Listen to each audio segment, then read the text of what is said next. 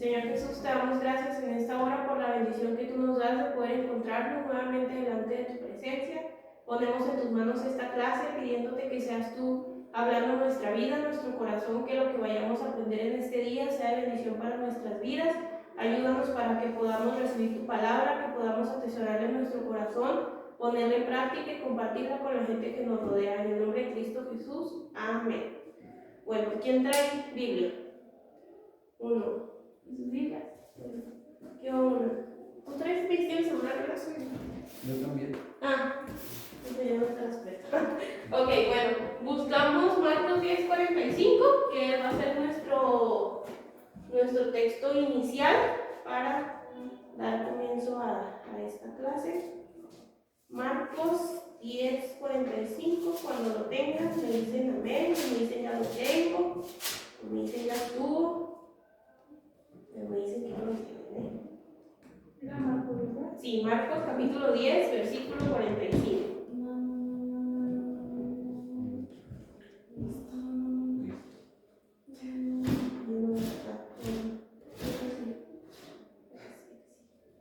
En el Nuevo Testamento.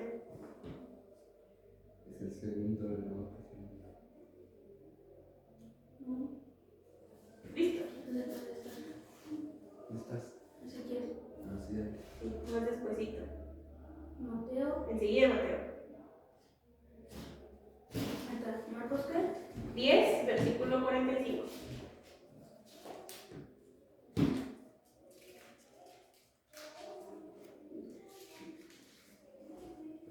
¿Listo? Listo.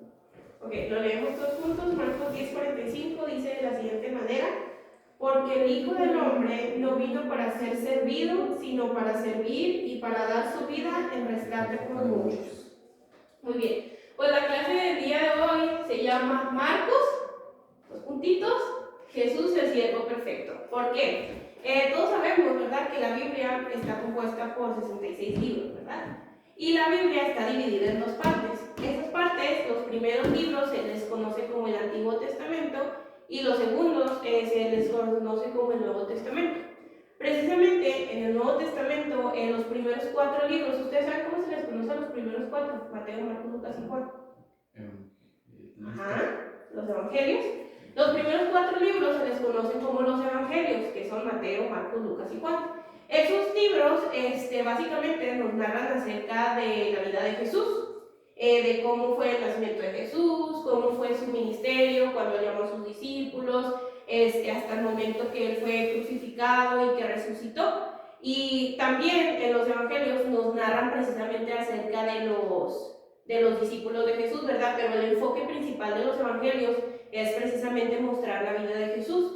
Entonces, el libro de Marcos nos narra precisamente acerca de cómo Jesús fue el siervo perfecto. O sea, si ustedes se ven Marcos es un libro pequeño. ¿Ustedes saben cuántos capítulos tiene Marcos? ¿No? Marcos es el evangelio que tiene menos capítulos. Marcos está constituido por 16 capítulos.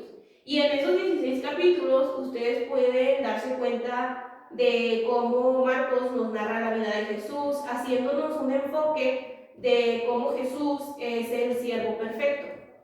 Pero tal vez ustedes, no sé si alguno de ustedes se han preguntado o alguno de ustedes sabe quién era Marcos. ¿Alguien de ustedes me diga, ay, sí sé quién es Marcos? Porque pues de Mateo, ¿verdad? Mateo sabemos que fue uno de los discípulos de Jesús, pero ¿quién fue Marcos? Nadie conoció a Marcos, no lo conocimos, pero nadie escuchó hablar acerca de Marcos. Pues precisamente Marcos no fue un discípulo como cercano a Jesús. Marcos básicamente él fue el primo de Bernabé, que Bernabé fue uno de los que acompañó a Pablo en su primer viaje misionero hacia los gentiles. Pablo, ¿sí se acuerdan de Pablo, verdad? Pablo, el que era antes perseguidor de cristianos y después se convirtió, bueno. Pues Pablo, en uno de sus principales viajes que él hizo ahí fuera con los judíos, Pablo llevó el evangelio hacia la gente no judía, o sea, se les conocía como los gentiles. En pocas palabras, eran como a los romanos, ¿verdad?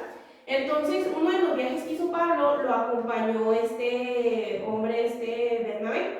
Y precisamente este hombre tenía un primo que se llamaba Marcos. Y ustedes también puedan decir, bueno, pero pues ¿qué tiene que ver Marcos con Jesús? Y no tiene nada que ver. Se dice por ahí que Marcos era uno de los que andaba más con Pedro, y Pedro era precisamente uno de los discípulos cercanos a Jesús. Entonces ahí se dice de que Marcos, todo el libro que él escribió del Evangelio de Marcos, dice que está basado en base a las experiencias que él tuvo con Pedro, en base a las historias que Pedro le pudo haber contado, e incluso en base a las historias que él pudo haber presenciado, porque Marcos básicamente era como, no sé si bien si era un seguidor de Pedro o si eran amigos, pero el chiste es que estaban vinculados juntos. Entonces Marcos escribió básicamente ese libro en base a todo el conocimiento que él tenía. Pero aquí hay una pregunta. ¿Por qué Marcos escribió acerca de este evangelio? O sea, ¿por qué Marcos tuvo en su cabecita el decir, yo voy a escribir un libro con un fin? ¿Alguno de ustedes tiene una idea por qué se escribió Marcos? Les voy a entrar en contexto para que ustedes conozcan la historia. Precisamente, como les estaba comentando, que Pablo fue uno de los principales en llevar la palabra de Dios a la gente que no era judía. Había un momento en el que los romanos, los que se habían convertido, los que se habían hecho cristianos, pues precisamente ellos estaban pasando un momento muy duro. Estaban pasando un momento muy difícil. ¿Por qué? Porque no los querían. No los querían porque no tenían las mismas convicciones que toda la gente en Roma. O sea, todos los de Roma tienen su creencia en sus dioses, en todo lo que ellos creen. Pero estos creyentes nuevos ya no compartían la misma creencia de ahí de Roma. ¿Y qué es lo que pasa? Que los cristianos, los gentiles, los que fueron llamados nuevos cristianos, ellos estaban pasando un momento muy crítico en su vida. ¿Por qué? Porque ellos habían aceptado a Cristo en su corazón, pero estaban pasando un momento tan difícil porque en ese entonces hubo un incendio. Y ese incendio fue provocado, dicen que fue provocado, por Nerón, que era como que el que gobernaba allí. ¿Y qué creen que pasó? Pues precisamente que este hombre, el que tenía más influencia en todo Roma, les echó la culpa a los cristianos. ¿Y qué fue lo que pasó? Pues que los cristianos estaban siendo atormentados a causa de que los culpaban por haber sido ellos los causantes de ese incendio, cuando realmente el incendio no había sido por culpa de ellos, sino que había sido por culpa de Nerón. Pero ¿qué fue lo que pasó? Que, como les digo, los cristianos estaban siendo como que muy atormentados por esa causa, porque a causa de su fe, ellos eran los culpables de todo lo que sucediera. O sea, si se movió una piedra, ya los culpables habían sido los cristianos. ¿Por qué? A causa de su mente diferente hacia los demás.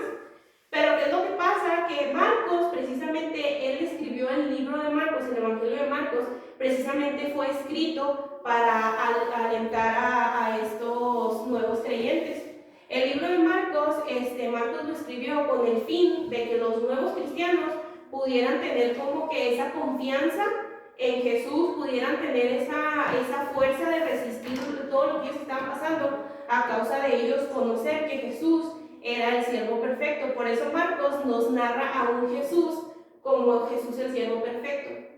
Pero la cuestión aquí es cómo Marcos pudo expresar a través de su evangelio para que los creyentes, se dieran cuenta que Jesús era el siervo perfecto. O sea, ¿cómo fue que lo hizo? No bastaba nada más con mandarles una hojita y decir, échenle ganas porque Jesús es el siervo perfecto. Pues verdad que no, porque si no, los no creyentes pues hubieran dicho, pues esto a mí qué, yo necesito evidencias, yo necesito pruebas, yo necesito algo más vivible, ¿me entienden? Entonces, ¿qué es lo que resulta? Que en el libro de Marcos, si ustedes pueden darle lectura a Marcos, como les digo, Marcos está compuesto por 16 capítulos. Y en estos 16 capítulos no solamente nos narran la vida de Jesús, sino que en estos 16 capítulos están plasmadas precisamente el ejemplo de cómo Jesús fue un siervo perfecto. En el libro de Marcos, Marcos precisamente era lo que él trataba de transmitirle a los nuevos creyentes, que se dieran cuenta que Jesús era el siervo perfecto. ¿Por qué? Porque Jesús hizo muchos milagros mientras él estuvo en la tierra. Jesús sanó enfermos, Jesús resucitó a los muertos, Jesús hizo milagros en los que para la gente hubiera sido una locura, pero para Jesús fue como que lo más fácil para mostrar el poder de Dios.